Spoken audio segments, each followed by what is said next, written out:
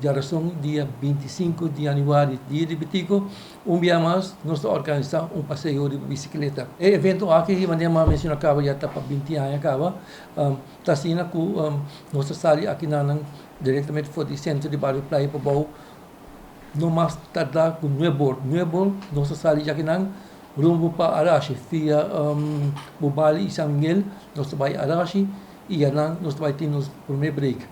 Depois, nós seguimos com nossa atividade e nós seguimos rumbo para o Centro Deportivo Franz Figueroa.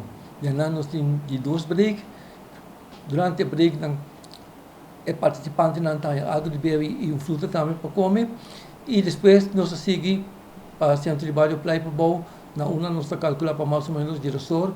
De media e atividade aqui no terminal. Sim, a meta de atividade aqui está não somente para vizinhos unir e participar na atividade aqui, mas também no clube deportivo, departamento de governo, tudo unir e também usar também para sorte de team building e participar na atividade aqui.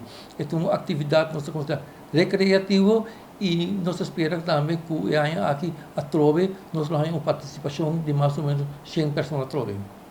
Então, no começo, está mais de escola barra, mas para que aí passar ela começa a subir trove. Porque essa aí está devido a Covid também, que ainda não está acostumado a vir com a atividade. Mas aqui nós por chegar a aqui pessoas de uma quantidade de pessoas de 150 trove.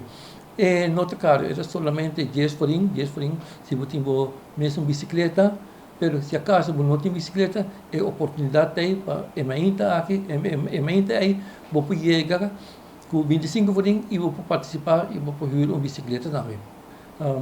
Outra coisa também nós temos que não tem bicicleta e toque vai participar, nós temos um bus também, nós podemos participar tranquilo na bus e também esse não tem problema com a bicicleta, também tem um pick-up atrás, se você tem problema com a bicicleta, não tem problema, para na banda, o pick-up chega, então põe a bicicleta dentro do pick-up e vai no bus e seguir com a atividade aqui.